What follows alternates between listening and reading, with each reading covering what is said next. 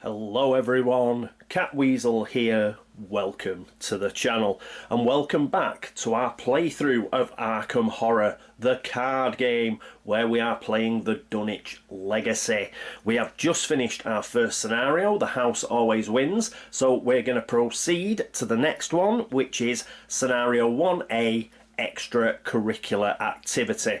Just before we do, just a bit of a chat about the end of The House Always Wins, because yes, it's time for a Catweazle's cock-up corner. I made quite a few in the last episode. Nothing major, but let's go through them. First of all, what I managed to do was forget about the VIP area. Daisy was in the VIP area, if you recall, and she was trying to persuade Dr. Morgan to join them, which she did in the end, but she had an upkeep phase in the VIP area, and I took a resource and a card. I should not have done so because the VIP area had a restriction. I'd followed that restriction previously, but I was concentrating so much in getting Daisy the hell out that I forgot all about it, and I drew a card and a resource. We shouldn't have done that. Other than that, I made a mistake with Zoe. She used her machete to actually kill the servant of the lurker, and I had her doing 2 damage each time. She could not do 2 damage because she was also engaged with the mobster. Made a mistake there. Now, she could have defeated the servant of the lurker had she used the 32 Colt. That'd have been fine, and she would have killed the lurker. However, because I made such a mess of it, what I'll do is I will take the victory point for the servant of the lurker off.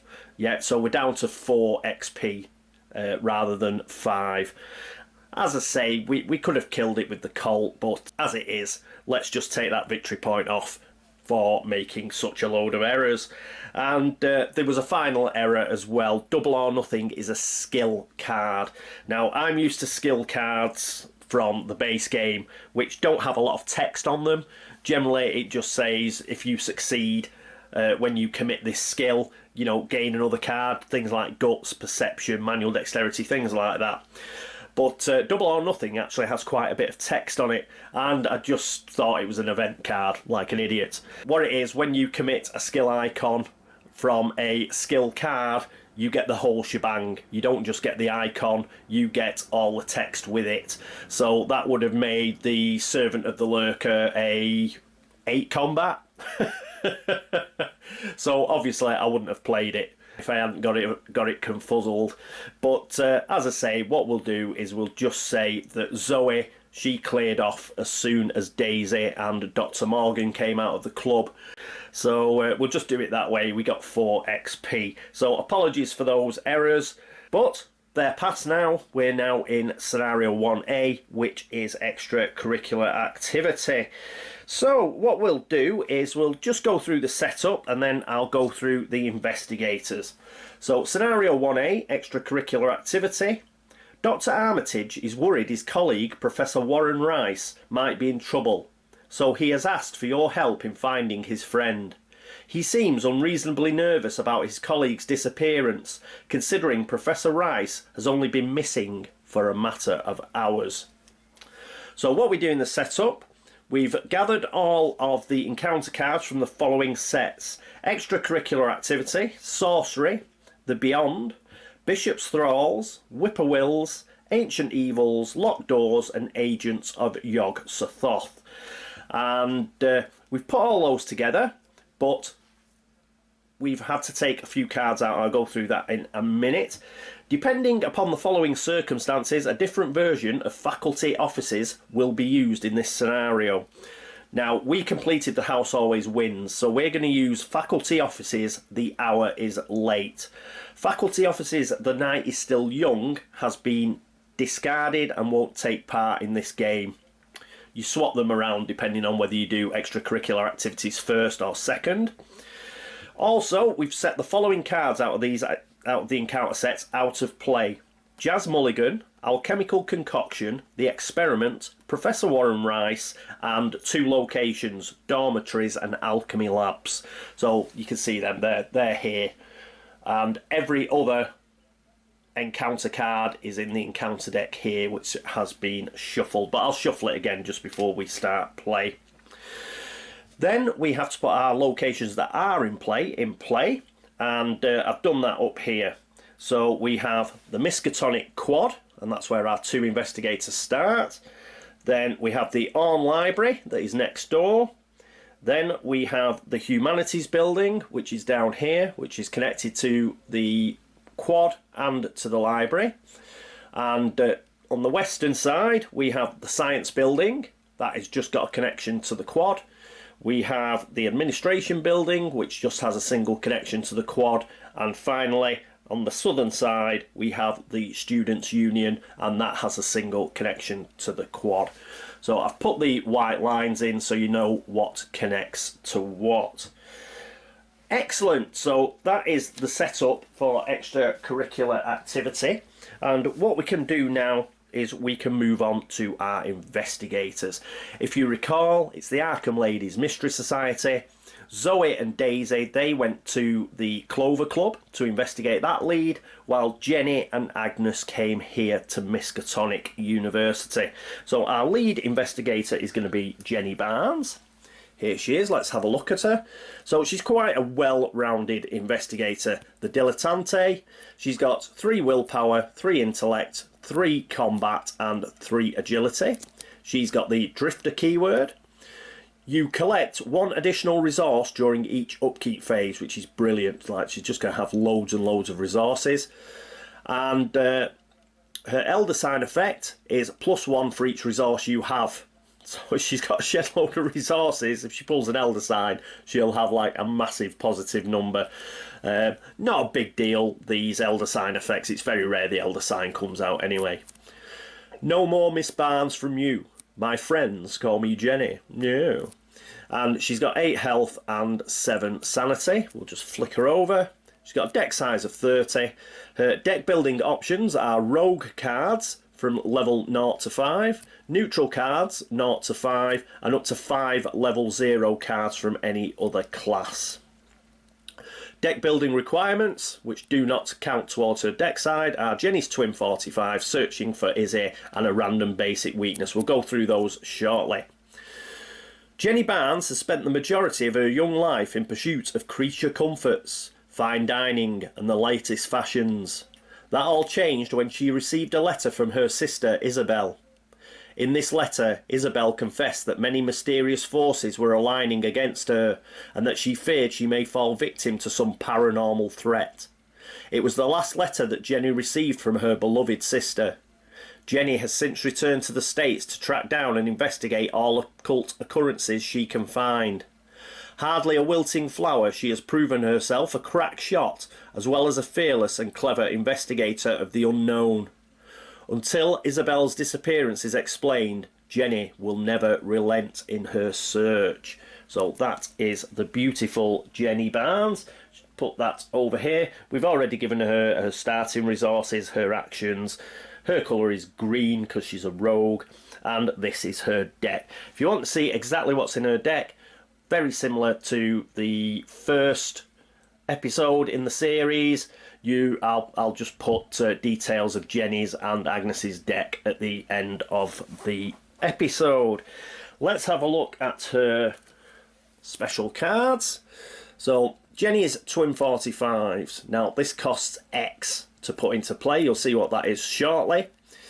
They are a perfect fit. They have 2 agility icons and a wildcard icon.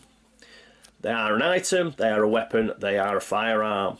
Jenny Barnes' deck only, and it uses X ammo, and that's what the X means up here. When you put them into play, the amount of resources that you put onto it as ammo, then, so say you pay 5 to put this into play, you will have 5 ammo. So quite very clever, yeah. If you only use 1 resource to put it into play, then you'll only have 1 ammo. So very clever. As an action, you can spend 1 ammo and fight. You get +2 combat for this attack. This attack will also deal 1 damage, so that's awesome. Say, are those Mr. Donahue's guns? Jenny held a pistol over her shoulder and struck a pose. I think they suit me better than him. Don't you agree? She's just such a star, isn't she? So she has got twin 45s. Here is her weakness. And yes, treachery, searching for Izzy, weakness, task. Revelation. Attach searching for Izzy to the location farthest from you. It takes 2 actions to investigate. If you succeed, instead of discovering clues, discard searching for Izzy. Forced. When the game ends, if searching for Izzy is in play, you suffer 1 mental trauma. So it's very similar to Zoe's weakness. It gets put as far away as possible from you. You've got to go, you've got to spend 2 actions, and additionally to that, you've actually got to succeed at the investigation as well. This could be pretty nasty for Jenny. However, she does have 7 sanity, so she could perhaps... she could perhaps take a couple of mental trauma through this not working out, but not much more than that. The whole idea behind it is, obviously, she's wasting time during the investigation because she thinks she's going to chase up a lead about Izzy, which doesn't turn out to be there. So, quite a thematic weakness. Quite like this weakness, even though it's a bit tricky. So we'll put that in there. Now, she does need a random weakness as well, so we've got the random weakness deck. Obviously, the 2 weaknesses that have gone to Zoe and Daisy are not in here. So we'll give these a quick shuffle. And a cut. And the weakness for Jenny is thus. She is indebted. This isn't bad, actually, for Jenny. It's permanent, it's a flaw. You start each game with 2 fewer resources, but she gets resources for fun anyway. One man's loan is another man's treasure, so that is an excellent weakness for her.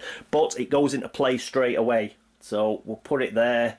She's got 5 resources here. I'm going to take 2 away, and that will always be in play. So whenever she starts any scenario, she'll only be starting with 3 resources. In a way, I suppose it is quite thematic. She is a bit of a spendthrift. So while she's getting daddy's money coming through, she's just spending it like willy-nilly. So at the end of each scenario and the start of between the end of a scenario and the start of the next one, she's just spending her allowance like crazy. So she's going to start with 3 resources. This is her deck. So we'll give it a quick shuffle, and a good shuffle, because we've got all the weaknesses together. And what we'll look to do is, a bit later, after we've gone through Agnes, we will pull her starting hand.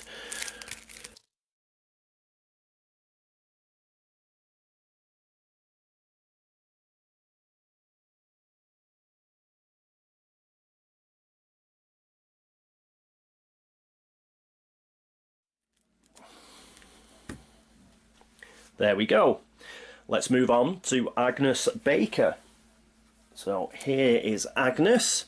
She is a waitress. She's also a mystic, so hence the purple colour. We've got all purple action tokens and marker tokens for her, so they're all set out there.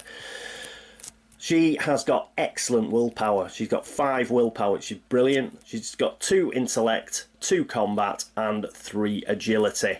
She is a sorcerer. As a reaction, after 1 or more horror is placed on Agnes Baker, deal 1 damage to an enemy at your location. Limit once per phase. So that is phase. What I've also got to remember, I've got to remember this because this is just the sort of thing I'll forget. Her Elder Sign effect is +1 for each horror on Agnes Baker.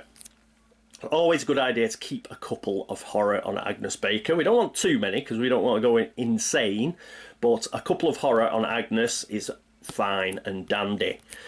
I remember another life, one of sorcery and conquest. So she's got 6 health and she has 8 sanity, so not too bad. She's okay. Health's a bit low, but it's not too bad. Let's flick her over, and her deck size is also 30. Her deck building options: Mystic cards level 0 to 5, Survivor cards level 0 to 2, and Neutral cards level 0 to 5.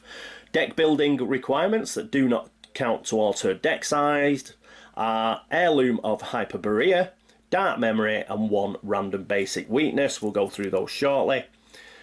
Agnes Baker may be just an unassuming waitress in this life, but in a previous life, in a time and age undreamed of in the modern world, she had been a powerful witch.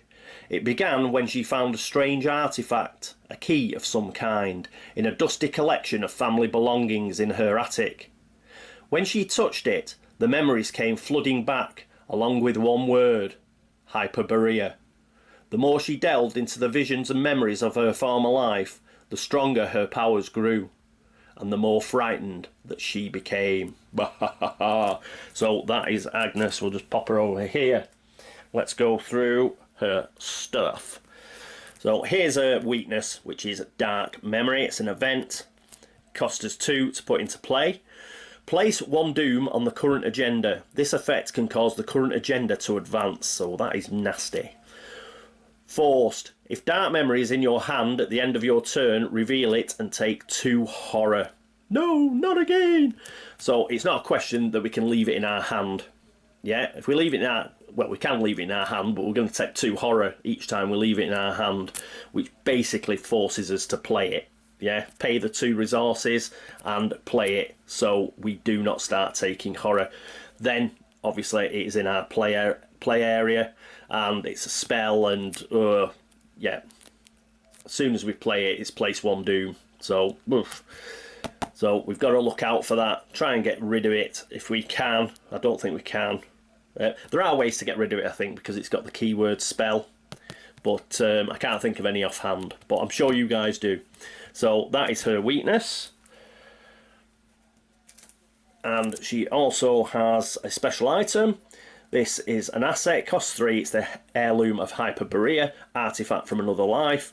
It has a willpower icon, a combat icon, and a wildcard icon. It's an item, it's a relic. Agnes Baker deck only. As a reaction, after you play a spell card, draw 1 card. Cool. Now remember that her weakness counts as a spell card. Yeah, it's got spell on it. The etchings on the surface change from day to day, shifting and moving whenever I'm not looking. And as you can see, it is an amulet. So this will go in her amulet slot. Pop that in there. She needs another weakness. Oh, I'll tell you what to do, so I don't have to shuffle for ages. I'll just put these randomly in, and then I'll shuffle them. Right, our next weakness is Paranoia. Revelation. Discard all of your resources. I am glad that this didn't go to Jenny. What was that noise? It's still not... It's not brilliant for... Well, it's not brilliant for any investigator, because obviously you use your resources to promote cards into play. But yeah, that's it's not the worst weakness, but it's not the best either. Right, let's shuffle away.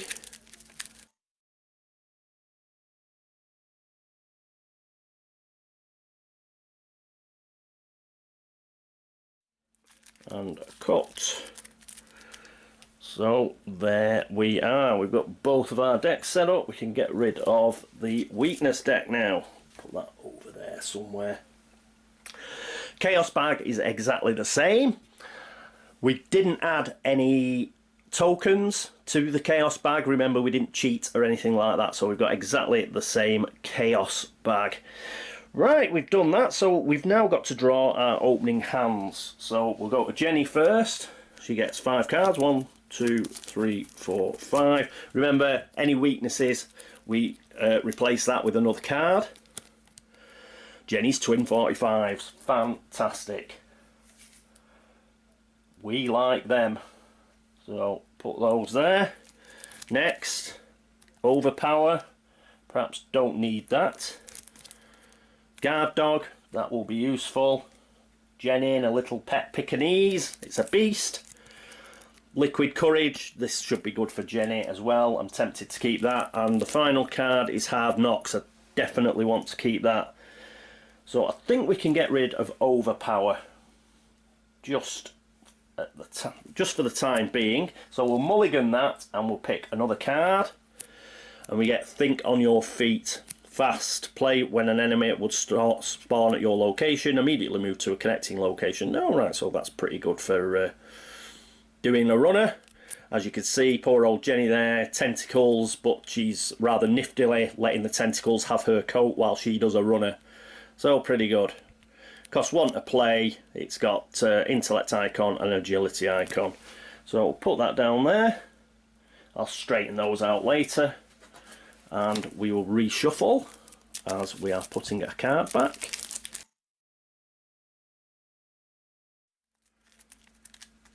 There we go. So put that over there.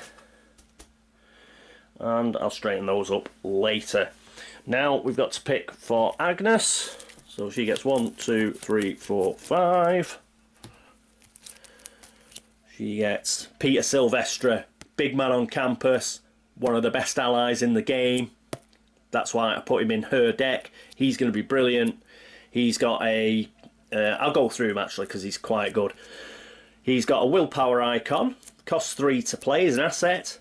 He's an ally. Miskatonic. You get +1 agility. So agility is going to go up. That's fantastic. As a reaction, after your turn ends, heal 1 horror from Peter Silvestre. So you can use him as a sanity soak and then he can heal horror back. The broad-shouldered young man exudes the sort of confidence one only finds in youth. Obviously, he is an ally. He's brilliant. Next up is Paranoia. We'll have to draw again. We've got Flashlight. We need to find clues, so we'll keep that as well. We have Stray Cat. This is another ally. Asset. Can be discarded for an agility icon. As a sort of free action, you can discard Stray Cat, automatically evade a non-elite enemy at your location. He never came if you call for him. It always seemed like he had his own agenda. Duh, cat. Well, because we've got Peter Silvestre, we'll get rid of the cat. And we've got Arcane Studies, which is an asset. Costs 2, so willpower icon, intellect icon, talent, free action, spend a resource, you get +1 willpower for this skill test. Spend a resource, you get +1 intellect for this skill test. I may keep him. We're going to have to find a few clues, you see. Agnes is supposed to be like the face puncher of the group, to be honest. But we do need to find clues, and she can help out. We're not very big on clue finding in this particular team, so we'll sort of have to share it out. Jenny is going to do a lot of evading and exhausting enemies, I hope, while Agnes is just going to, you know, hit them in the face with spells with any luck. Now, we've chucked that one back, but we need to draw one more for Paranoia. We get emergency cash. We're going to keep emergency cash, and we've got one more. We mulliganed Stray Cat now, so we get one more. Oh, that's 2. And we get Perception, which will also be good for finding clues. So it appears that the face puncher I picked will be doing all the clue gathering.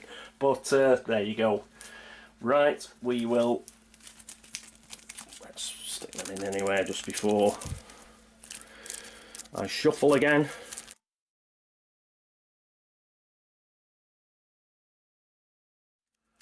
And a cut. Put that over there. So we are all ready with our hands and our investigators. We've gone through them. Let's just go through the agenda and act cards. And here we go. So our agenda begins at 1A. Quiet halls. You have arrived at the Miskatonic University campus in search of Professor Warren Rice. Classes are over and a mysterious silence hangs in the air over the quad. And this has got 7 doom. So pop that back there. Our next card is 1A, After Hours. Professor Rice was last seen several hours ago by one of Armitage's students in the Humanities building. We need 6 clues to advance this act. It's 3 per investigator, so both of our investigators will probably have to run round and try and get some clues.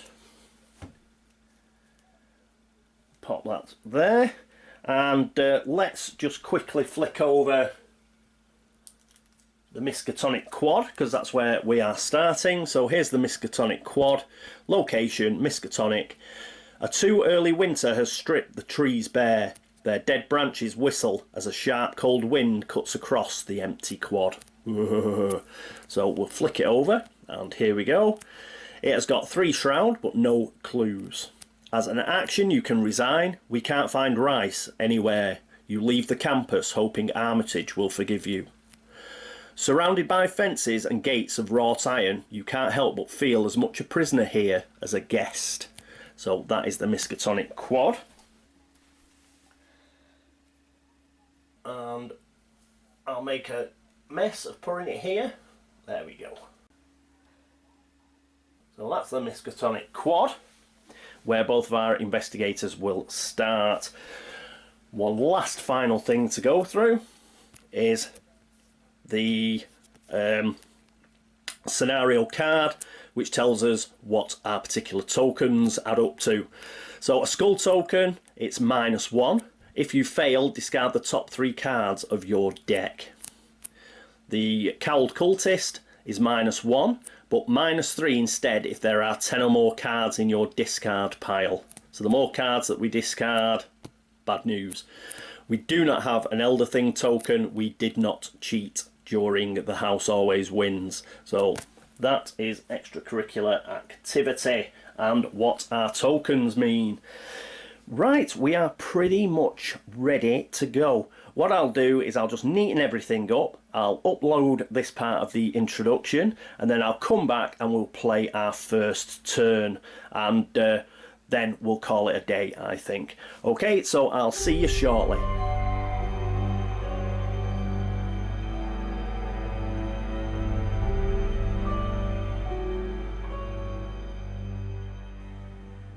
And here we are at what is actually round 12 of the Dunwich Legacy, but it's round 1 for extracurricular activity.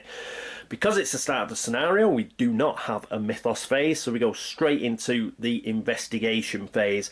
I think our first player is going to be Jenny.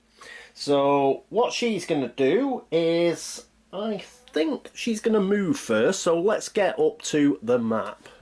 And here we are at the map. So Jenny is going to move to, the last information that they had was that Professor Rice was at the Humanities building. So she's going to move to the Humanities building, and she's going to have a scout around here. So let's have a look at the Humanities building. And it's a location, it's Miskatonic. Professor Rice was last seen in the Humanities building teaching one of his Latin classes. The murky windows of the weather-worn structure emit no light, and the night is silent around you. Ooh. So we'll flick it over. So it's got a shroud of 3, and it has got 4 clues on it, 2 for each investigator. Forced. At the end of your turn, if you are in the Humanities building, discard the top X cards of your deck, where X is the amount of horror on you. Well, we've got no horror on us at the moment. The power is out, plunging the building's halls into heavy darkness. There is no sign of Professor Rice. So put that back there. Let's get some clues out and place them. Remember, we need 6 clues. So we've got 4 that are up for grabs here. That's 1, 2, 3, and 4. So that was our first action, to move. Our next action, we are going to investigate. Now Jenny has got a intellect of 3, and I think that is it. We've got nothing we can throw at it. We could throw her twin 45s at it for a wild card, but we're not going to do that. We're just going to do 3 versus 3 and hope to pick up a couple of these clues. So we need a 0 or better. And first of all, we get a -3, which is nowhere near. So that was her second action, and for her third action, come on Jenny, another -3. So we've wasted a turn there. At least we've moved to the humanities building. Okay, next up is going to be Agnes. She's not moving, so we will go to her player area. And here we are with Agnes. So I think what she's going to do first is she's going to play emergency cash, and she's going to gain 3 resources. Let's get her resources up. Let's spend some of them too. So that's 3, but immediately we're going to spend these 3 that she got from emergency cash, and we are going to play Peter. We've already gone through Peter. He's going to be an excellent ally for Agnes. So he's there with Auntie Agnes, and he's going to help her out. He was wandering around the Miskatonic University, noticed his Auntie Agnes, came across to say hello, and he's going to help her out. That's Peter. And what are we going to do for our final action? For our final action, let's get the flashlight out. So we're going to spend another 2. That'll leave her with 3 resources. And she is going to play flashlight. Now flashlight gets 3 supplies, and we can use it to reduce the shroud at a location. So it's a real pity that Jenny didn't have a flashlight, because hopefully we'd have been able, well, no, we wouldn't have been able to, would we? It just reduces it by 2, so Jenny would have still failed. So I suppose that's cold comfort for us. Right, that is it for the investigation phase. We didn't get a lot done. We are not trucking like we did in the last scenario. This, I think, is going to be a bit more difficult. But we shall see. That's it for the investigation phase. Next up is the enemy phase.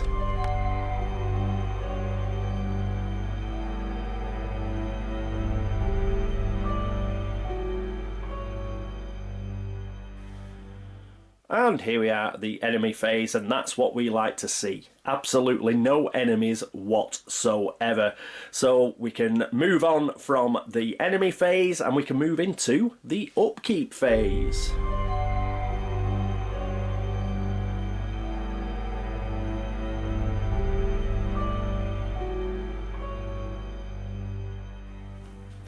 Here we are at the upkeep phase, and it might help if I'd spent those 3 actions. So those should have moved down here. It's the upkeep phase, so they come back. We've got no exhausted cards. We can move the actions back for Jenny as well. No exhausted cards, so it just appears to be a case of gaining cards. So Jenny is our lead investigator. She's going to gain a card, and she gets Opportunist. So this is another skill. It's got a wildcard icon. It's innate. Commit only to a skill test you are performing. So we have to be performing it. We can't commit it to anybody else. If you succeed by 3 or more, return Opportunist to your hand after this test instead of discarding it. Oh, very good. So put that down there. Very situational, but I'm sure something will come up where we can use it. And she gets 2 resources because she is Jenny Barnes. So she's back up to 5. We'll look to spend some of those next turn. I didn't put her twin 45s up because I didn't just want to, you know, have 3 on them. I prefer to have, say, 6 shots with the twin 45s, but 5 might do. We might spend them next turn, or I might go for guard dog or something like that. But generally Jenny, she will rack up quite a few resources quite quickly. Okay, so that's her. We've got to draw a card for Agnes, and Agnes gets leather coat. So this is 0 to put into play. It's an asset. It can be discarded for a combat icon. It's item armour.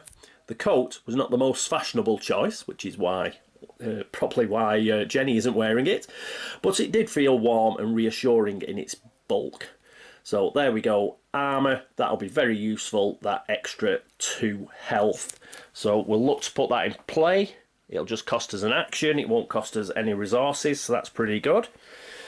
And yes, let's get Agnes ready for a bit of fighting. We could do actually with shrilling or something like that coming out, but we've only got 1 copy of it because it's single core set land.